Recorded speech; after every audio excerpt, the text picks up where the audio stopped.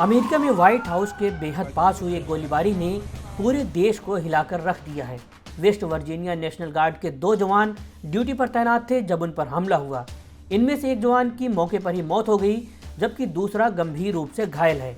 हमलावर कोई और नहीं बल्कि 29 साल का अफगान नागरिक रहमानुल्लाह है, जो 2021 में अमेरिका लाया गया था। ये वही शख्स है जो कभी अफगानिस्तान में CIA समर्थित यूनिट का हिस्सा रहा था। इस घटना के कुछ घंटों बाद ही राष्ट्रपति डोनाल्ड ट्रंप ने ट्रुथ सोशल पर 3 लंबे पोस्ट लिखे हैं, जो अब पूरी दुनिया में चर्चा का विषय बन गए हैं। ट्रंप ने साफ शब्दों में घोषणा की है कि वो सभी तीसरी दुनिया के देशों से अमेरिका में बसने पर अस्थायी रोक लगा देंगे। तीसरी दुनिया का मतलब गरीब, पिछड़े और अक्सर अस्थिर देश, जो ना तो बहुत अमीर हैं ना ही पूरी तरह विकसित। Somalia, Haiti, Afghanistan, Yemen, Bangladesh, Nigeria और पाकिस्तान को अक्सर इस श्रेणी में रखा जाता है। अब ट्रंप के तीनों पोस्ट को एक एक करके देखते हैं कि इन्होंने क्या लिखा है। सबसे पहले उन्होंने एक फोटो पोस्ट की।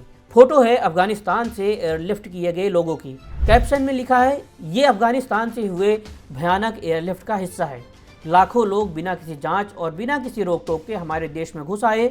हम इसे ठीक करेंगे, लेकिन ये कभी नहीं भूलेंगे कि धोखेबाज जो बाइडेन और उन गुंडों ने हमारे देश के साथ क्या किया है। इसके बाद उन्होंने दूसरा पोस्ट किया, जिसमें पिछली बात को ही आगे बढ़ाते हुए लिखा कि भले ही हमने तकनीकी रूप से प्रगति की है, लेकिन इमिग्रेशन पॉलिसी ने कई लोगों के लिए उन फायदों और रहने के हालात को खत्म कर दिया है। मैं सभी तीसरी दुनिया के देशों से माइग्रेशन को हमेशा के लिए रोक दूंगा, ताकि US सिस्टम पूरी तरह से ठीक हो सके।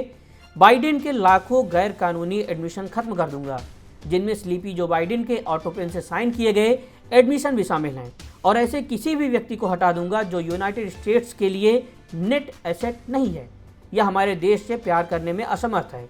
हमारे देश के गैर नागरिकों को मिलने वाले सभी फेडरल फायदे और सब्सिडी खत्म कर दूंगा। घरेलू शांति को कमजोर करने वाले माइग्रेंट्स को डीनेचुरलाइज कर दूंगा, और ऐसे किसी भी विदेशी नागरिक को डिपोर्ट कर दूंगा जो पब्लिक पर बोझ है, सिक्योरिटी रिस्क है या वेस्टर्न सिविलाइजेशन से मेल नहीं खाता है।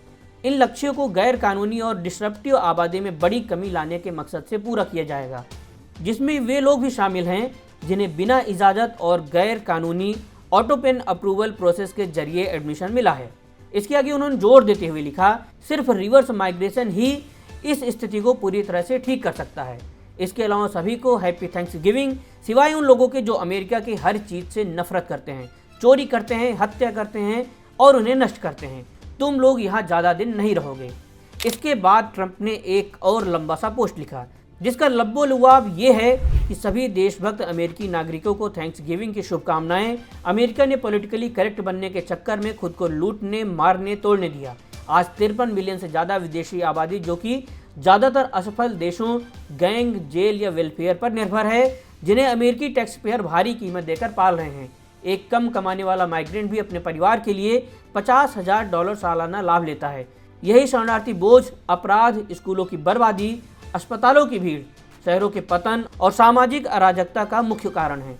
ट्रंप ने एक उदाहरण भी दिया कि सोमालियाई शरणार्थी मिनेसोटा पर कब्जा कर रहे हैं। उनके गैंग सड़कों पर शिकार करते हैं, जबकि स्थानीय लोग घरों में कैद हैं। गवर्नर टिम वॉल्ज कुछ नहीं करते, और इल्हान उमर, जो शायद गैर कानूनी तरीके से आई, सिर्फ अमेरिका से नफरत करती रहती हैं। संक्षेप में कहें तो ट्रंप के मुताबिक अनियंत्रित इमिग्रेशन ने अमेरिका को अंदर से खोखला कर दिया है। ट्रंप का ये बयान ऐसे समय में आया है जब ट्रंप लगातार बाइडेन शासन पर हमला बोलते रहे हैं। उनकी खराब सेहत की वजह से ऑटो पेन का इस्तेमाल करके अहम फैसले लिए गए।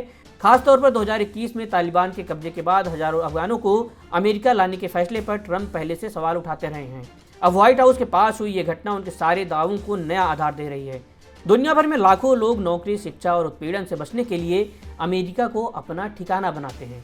ट्रंप का ये प्रस्तावित बैन अगर लागू हुआ तो इसका असर सिर्फ अमेरिका तक नहीं बल्कि पूरी दुनिया में देखने को मिलेगा।